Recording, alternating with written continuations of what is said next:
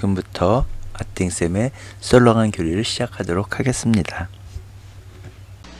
이번 시간에는 마카베오기 상과 첫 번째 이야기 마타티아스의 죽음까지 다뤄보도록 하겠습니다. 알렉산드로스 3세가 대제국을 건설하고 후계자 지명 없이 죽게 되자 그의 제국은 부하 장수들에 의해서 분열되게 됩니다. 이 분열된 왕국들 중에서 오늘 다루는 마카베오기와 관련된 제국은 셀레우코스 왕조고요. 그 당시의 왕은 안티오코스 에피파네스, 즉 안티오코스 4세 임금입니다. 안티오코스 4세를 편의상 안티오코스라고 부르도록 하겠습니다. 안티오코스가 다스리게 되었을 때 이스라엘에는 변절자들이 생겨서 사람들에게 이방 민족들과 계약을 맺자고 사람들을 꾀게 됩니다. 그리고 이 민족들의 풍습에 따라 예루살렘에 경기장을 세우고 할례받은 흔적을 없애고 계약을 저버리고 이 민족들과 한 통속이 되어서 악을 저지르는데 열중하게 됩니다. 안티오코스는 자기 왕국이 안정되자 이집트, 즉 프톨레마이오스 왕조까지 정벌하려는 생각을 가지고 이집트에 쳐들어가게 됩니다. 그리고 안티오코스는 이집트를 물리치고 돌아오면서 예루살렘으로 가서 성소에 있던 금제단 및 여러 기물들 그리고 보물들 찾아내고 마구 서력을 저지르고 오만 불손한 말을 한 다음에 그것들을 가지고 돌아가게 됩니다. 그리고 안티오코스는 2년 뒤에 유다에 조공징수관을 파견한 다음에 그 징수관이 군대를 이끌고 예루살렘에 오게 됩니다. 그리고 그가 예루살렘 주민들 속여서 안심시킨 다음에 예루살렘을 습격해서 큰 타격을 입히고 많은 이스라엘 백성들을 죽이게 됩니다. 도성을 약탈하고 불을 지르고 집들과 주위 성벽을 허물고 그리고 그의 군대는 여자들과 아이들을 포로로 잡고 가축들을 빼앗게 됩니다. 그리고 변절자들을 배치시켜서 예루살렘 백성들을 괴롭히니까 예루살렘 주민들은 어쩔 수 없이 자기 고향을 버리고 떠나게 됩니다. 안티오코스는 칙령을 내려서 자기 민족들의 고유한 관습을 버리게 합니다. 이 민족들은 모두 안티오코스 임금의 말을 받아들였는데 이스라엘에서도 많은 사람들이 우상을 믿고 희생제물을 바치면서 안식일을 더럽히게 됩니다. 안티오코스는 성소를 모독하고 우상에게 부정한 제물을 바치게 하고 안식일과 여러 종교 축제를 더럽히고 성소와 성직자들을 모독하고 할례를 받지 못하게 하고 율법을 잊도록 합니다. 이런 임금의 명령에 따르지 않으면 사형에 처하게 합니다. 그리고 그것을 감독할 감독관들을 세우게 되죠. 이에 많은 사람들이 율법을 저버리고 감독관들에게 동조하여 나쁜 짓을 저지르게 됩니다. 그리고 율법서들은 발견되는 대로 찢어 불태워지고 계약의 책들을 가지고 있다 들키거나 율법을 따르는 사람들은 왕명에 따라 사형에 처해지게 됩니다. 그리고 자녀들에게 할례를 베푼 사람들은 사형에 처하고 그 집안 사람들과 할례를 베푼 사람들까지 죽이게 됩니다. 그런데 이런 모진 박해 속에서도 이스라엘에는 거룩한 계약을 모독하느니 차라리 죽기로 작정하고 그렇게 죽어간 사람들도 많이 있었습니다. 그 무렵에 요아립 가문 사제로서 시메온의 손자고 요하난의 아들이었던 마타티아스가 예루살렘을 떠나서 모데인이라는 곳에 자리를 잡게 됩니다. 마타티아스에게는 5명의 아들이 있었는데 첫째는 갓디라고 하는 요하난, 그리고 둘째는 타시라고 하는 시몬, 셋째는 마카베오기의 원천이 되는 마카베오라고 불렸던 유다, 그리고 넷째는 하우아린이라고 했던 엘아자르, 그리고 막내는 아푸스라고 하는 요나탄입니다. 여기서 아들, 첫째 아들과 넷째 아들을 그냥 파란색으로 했고 둘째, 셋째, 막내, 다섯째는 빨간색으로 했는데 이 세 명은 각각 마타티아스의 뒤를 이어 유다 공동체를 이끌었던 인물들이고, 시몬은 하스몬 왕조의 시조죠. 마타티아스는 유다와 예루살렘에서 하느님을 모독하는 짓들이 벌어지는 것을 보고 한탄하게 됩니다. 배교를 강요하는 관리들은 마타티아스가 사는 모데인에 가서 여러 좋은 말로 마타티아스를 꿰었지만, 마타티아스는 이를 거부하고 자신과 자기의 아들들과 형제들, 우리 가문은 조상의 계약을 따를 것이고 율법과 규정을 저버리는 일은 결코 하지 않겠다라고 말하게 됩니다. 이때 어떤 유다 남자가 왕명에 따라서 제물을 바치려고 하는 것을 보고서는 의분이 치밀어서 제단 위에서 그를 쳐 죽이고, 제물을 바치라 강요하는 임금의 신하들을 죽이고 제단도 허물어 버리게 됩니다. 그리고 마타티아스는 나와 함께 율법을 따르려고 하는 사람들은 자기를 따라 나서라고 외치게 됩니다. 그리고 모든 것을 성읍에 남겨둔 채 산으로 달아나게 되죠. 마타티아스를 지지하는 많은 사람들이 광야로 내려가서 그곳에 자리를 잡게 됩니다.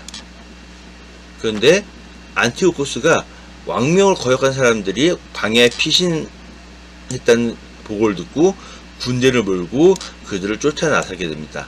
그리고 맞은편에 진을 치고 안식일에 공격할 채비를 갖추게 되죠. 그리고 안티오코스는 안식일에 공격을 가게 됩니다. 하지만 율법을 지키려고 했던 유다인들은 안식일을 더럽히지 않고 깨끗한 채로 죽겠다며 그냥 정하지 않고 죽게 됩니다. 이렇게 해서 죽은 사람들이 1000명가량이나 되었죠. 마타티아스는 안식일에 사람들이 공격을 받고 죽었다는 소식을 듣고, 우리가 싸우지 않는다면 그들이 우리를 몰살시킬 것이니 안식일에 만약에 공격을 받는다면 우리도 맞서 싸워야 한다라고 결의하게 됩니다. 이때 한 무리의 하시드인들이 그들과 합류하게 됩니다. 이 하시드인들은 이스라엘의 용맹한 전사들이고 모두 율법에 헌신하는 사람들이었습니다. 마타티아스와 그 무리들은 그 일대를 돌아다니면서 우상을 숭배하는 제단을 부수고 이스라엘 영토 안에서 할례받지 않은 아이들을 찾아내서 강제로 할례를 베풀게 됩니다. 마타티아스와 그 일행은 교만한 자들을 쫓아내고 이민족들의 손에서 율법을 되찾게 됩니다. 마타티아스는 죽을 날이 다가오자 아들들에게 율법을 위해 열정을 다하고 조상들의 계약을 위해서 목숨을 바치라고 유언하게 됩니다. 마타티아스는 분별력 있는 시메온의 말을 잘 듣고 힘센 용사였던 유다 마카베오는 장수가 되어서 이방 민족들에 맞서 싸우라고 하면서 그들을 축복하고 죽게 됩니다. 온 이스라엘이 마타티아스의 죽음을 슬퍼하게 되죠. 알렉산드로스 3세는 초반에는 이렇게 적은 영토를 가지고 있었죠. 그러다가 원정을 통해서 이렇게 거대한 영토를 만들었지만 일찍 죽는 바람에 부하 장군들에 의해서 제국이 분열되게 됐죠. 알렉산드로스의 죽음과 더불어 제국이 분열되게 되는데, 마카베우와 관련된 제국은 이 셀레우코스 왕조입니다. 그리고 오늘 이야기에서 나오는 프톨레마이오스 이집트 왕조가 여기 있죠. 그리고 오늘 나오는 안티오코스, 즉 안티오코스 4세의 아버지였던 안티오코스 3세 때 최전성기를 맞이하는데, 이 안티오코스 3세가 로마와의 전쟁을 벌여서 패하게 되면서 이 안티오코스 4세가 로마 인질로 붙잡혔다가 돌아와서 안티오코스 4세가 되는 거죠. 이렇게 영토를 넓히게 됩니다. 그래서 안티오코스 3세, 그리고 이 안티오코스 3세의 아들이었던 안티오코스 4세, 오늘 이야기에 나오는 안티오코스 4세죠. 안티오코스죠. 마타티아스, 오늘 이야기에 나오는 마타티아스, 여기에는 하스몬 왕조의 초대 군주라고 되어 있는데, 사실 초대 군주는 시몬입니다. 마타티아스의 뒤를 이어 셋째였던 유다 마카베오, 그리고 막내였던 요나탄, 그리고 둘째였던 시몬, 그리고 시몬의 아들이었던 요한 하르카노스 1세 때 최전성기를 맞이하게 되죠. 하스몬 왕조는 시몬 마카베오가 기원전 141년에 창건하였다. 즉 마타티아스가 초대 군주는 아닙니다. 성경 마카베오기 상하권은 상권의 경우에는 하스몬 가문 중심으로 물리적 투쟁, 그리고 하곤의 경우에는 하시딘 집단 중심의 종교적 투쟁. 네, 성경 과외해주는 신부님 채널 영상에서 캡처한 영상입니다. 하스몬 가문의 마타티아스, 오늘 이야기의 주인공이죠.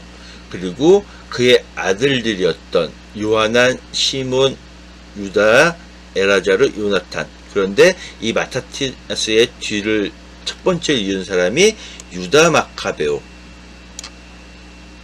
마카베오 황제의 승리를 이끄는 사람이고요. 그리고 그 뒤를 이어서 요나탄, 대사제직을 찬탈하게 되고요. 그리고 시몬, 하스몬 왕조의 재창자죠. 왕직과 대사제직을 겸했죠. 기원전 175년에 하시딘 집단, 즉 율법을 중시하는 경건한 유다인이 등장하게 됩니다.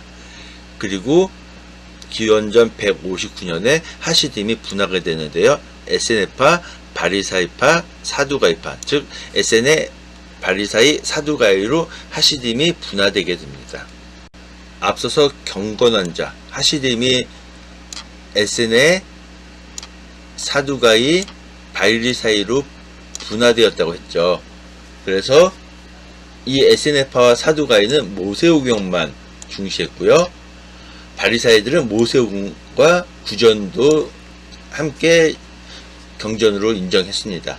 율법 해석은 에세네는 개혁주의고 사두가이는 보수를 넘어서 근본주의에 가까웠고 바리사이는 민중들에게 실용적인 실용주의였습니다. 그리고 정치 성향은 분리주의, 그리고 그리스나 즉 셀레우쿠스나 로마의 사대주의적인 입장, 그리고 민족주의적인 입장이었습니다. 그리고 내세관은 에세네파와 바리사이는 인정했고 사두가이는 현세만 인정했죠.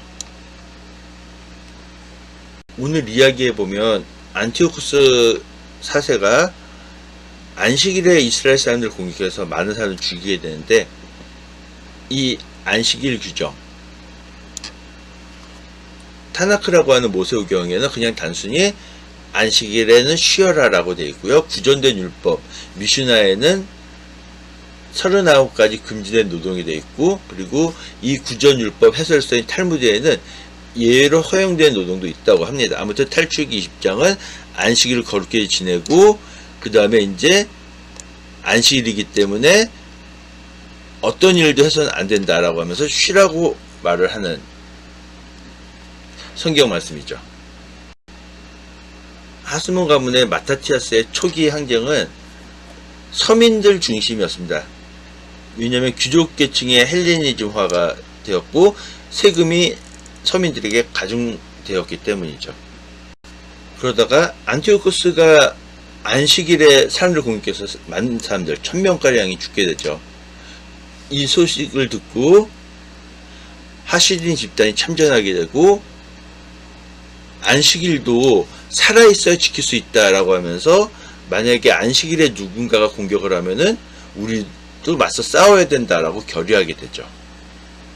마케도니아 사람으로 필리포스의 아들인 알렉산드로스는 페르시아와 메디아인의 임금 다리우스를 쳐부순 다음 왕에 올랐고, 그 다음에 여러 정복전쟁을 걸쳐서 대제국을 이뤘지만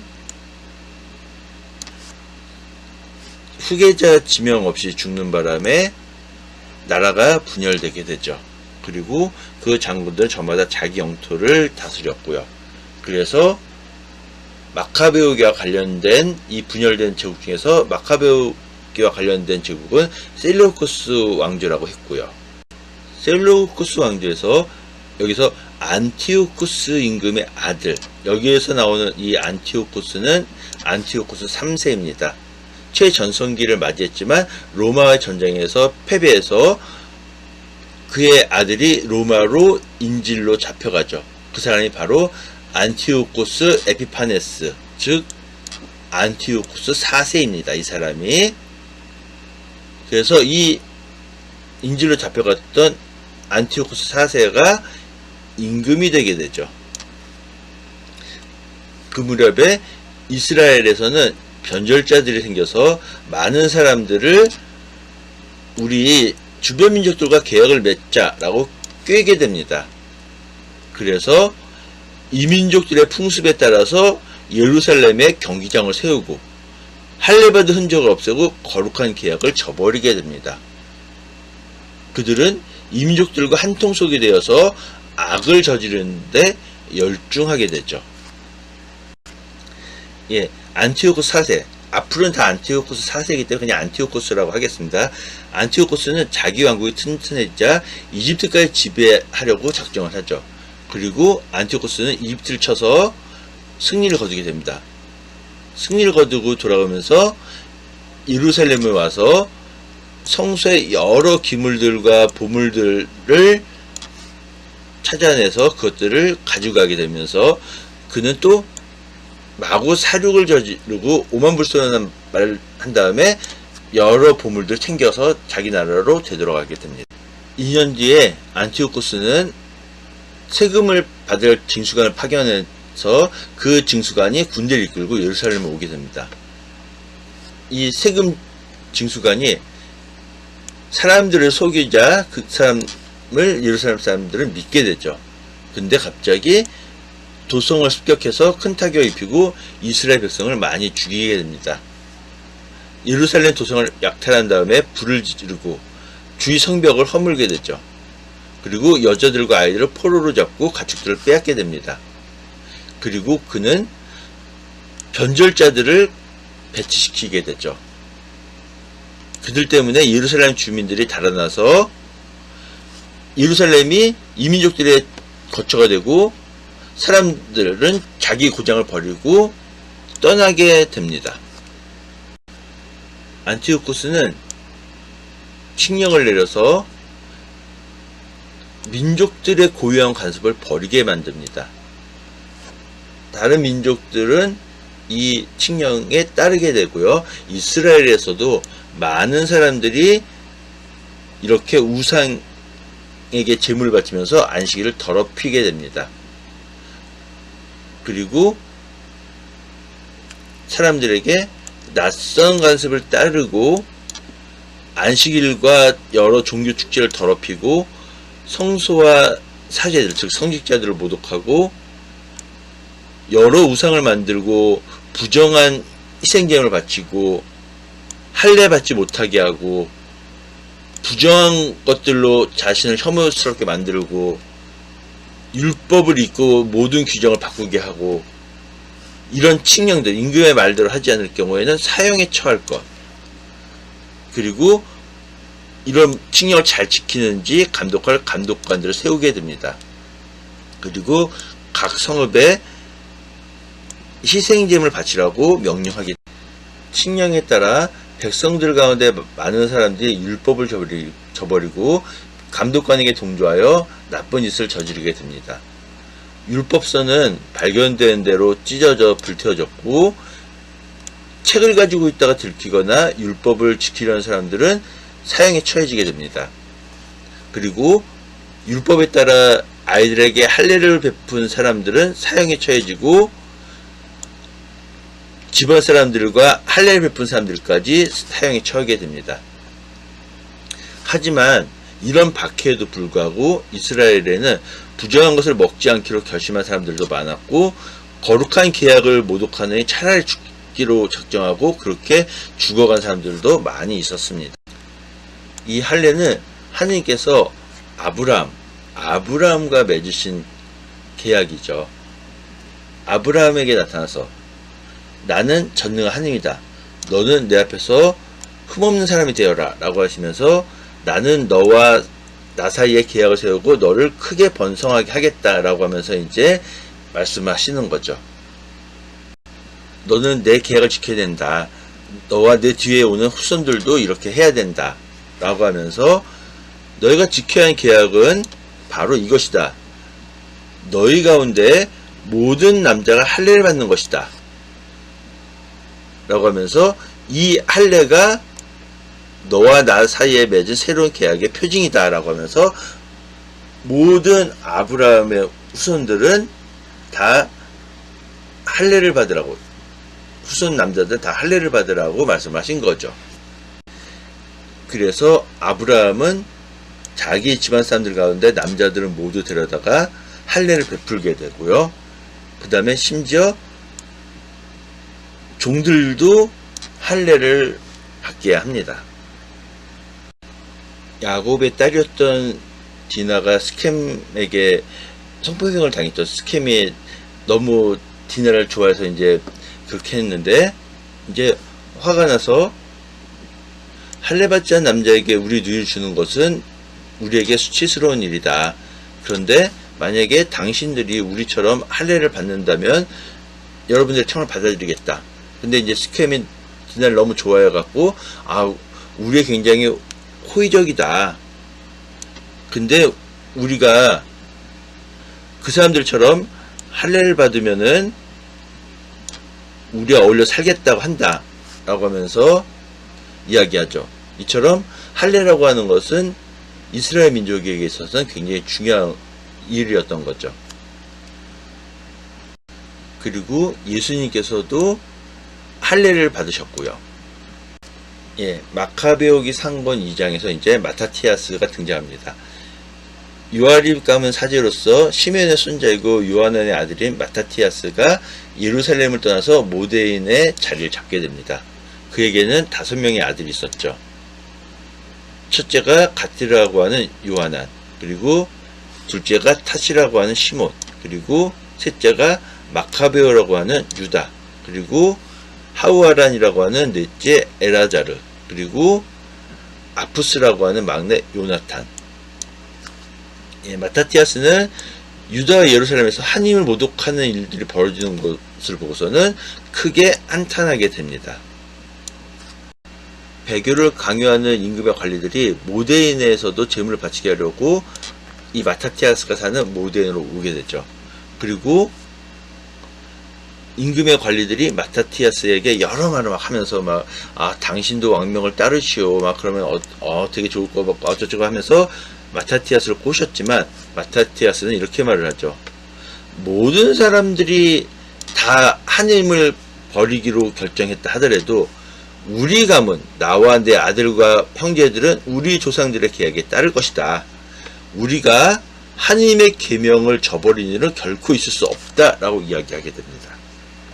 마타티아스가 이런 말을 하고 있는데 어떤 유다 남자가 와서 모든 사람들이 보는 앞에서 왕명에 따라서 제단에 희생제물을 바치려고 하니까, 그것을 본 마타티아스는 의분이 치밀어 올라서 그를 제단 위에서 쳐 죽이게 됩니다. 그리고 제물을 바치라고 강요하는 임금의 신하들도 죽이고 제단도 허물어 버리죠. 그리고 사람들 앞에서 마타티아스는 율법에 대한 열정이 뜨겁고 계약을 지지하는 사람들은 모두 나를 따라 나서시오 라고 하면서 큰 소리로 외치게 되고, 그와 함께 그의 아들들은 가지고 있던 모든 것을 성읍에 남겨둔 채 산으로 달아나게 됩니다. 이에 하나님의 뜻을 지키려고 하는 많은 사람들이 광야에 자리를 잡게 됩니다. 근데 이 소식을 들은 안티오코스는 군사들을 데리고 쫓아나서고, 안티오코스의 군대는 맞은편에 진영을 갖추고 안식일에 그들을 공격할 채비를 갖췄죠. 그리고 자, 임금님 말 들어, 그래야 살 수 있어 라고 했지만 우리는 나가지 않는다, 안식일 더럽히지 않겠다 라고 말을 하죠. 그래서 안식일에 그들에 대한 공격이 이루어지고, 그들은 안식일을 더럽히지 않기 위해서 대항하지 않고 우리는 모두 깨끗하게 하러 죽겠다 라고 하면서 죽게 되죠. 이렇게 안식일에 공격을 당해서 죽은 사람들이 1000명가량 되었죠. 안실에 공격당해서 많은 사람들이 죽었다는 소식을 들은 마타티아스와 그 일행은 그들의 죽음을 슬퍼하면서 만약에 이 형제들이 한 것처럼 한다면 우리는 모두 죽게 될 것이다 라고 하면서 만약에 안식일에 우리를 공격해오는 사람이 있다면 그들과 맞서 싸워야 된다 라고 하면서 결의하게 됩니다. 그리고 이때 한 무리 하시드인들이 그들과 합류하게 됩니다. 이 하시드인들은 이스라엘의 용맹한 전사들이고 모두 율법에 헌신한 사람들이었죠. 그들은 군대를 조직해서 분노를 터뜨리며 적들을 쳐부수게 됩니다. 그리고 마타티아스와 그 일행들은 그 일대를 돌아다니면서 이방 신을 우상들을 위한 제단들을 헐어버리고 할례를 받지 않은 사람들을 찾아내서 강제로 할례를 베풀었습니다. 앞에서 살펴봤던 것처럼 아브라함의 후손들에게 있어서 할례는 굉장히 중요한 계약이었기 때문이죠. 그리고 교만한 자들 쫓아내고 그들이 하는 일 다 잘 돼서 이방 민족들의 손에서 율법을 되찾게 됩니다. 마타티아스는 자기가 죽을 날이 다가오자 자기 아들들에게 말하게 됩니다. 너희는 율법을 위해서 열성을 다하고 우리 조상들의 계약을 위해서 목숨을 바쳐라. 우리 조상들이 그 세대에 했던 일들을 기억해라. 그러면 너희에게 큰 영광이 영원히 남을 것이다 라고 말을 합니다. 그리고 너희는 하느님께 희망을 둔 사람은 아무도 약해지지 않는다는 것을 명심해라 라고 하면서 용감하게 행동하고 율법을 굳게 지켜라. 정녕 율법으로 너희는 영광을 받을 것이다 라고 합니다. 그러면서 시므온은 분별로 있는 사람이니까 그의 말을 잘 들어라. 그리고 힘센 용사인 유다, 마카베오는 군대 장수가 돼서 이방 민족들과 맞서 싸워라. 이렇게 마타티아스는 아들들을 축복하고 죽게 됩니다. 그리고 이스라엘 사람들은 마타티아스의 죽음을 슬퍼하게 됐죠. 지금까지 들어주셔서 대단히 감사합니다.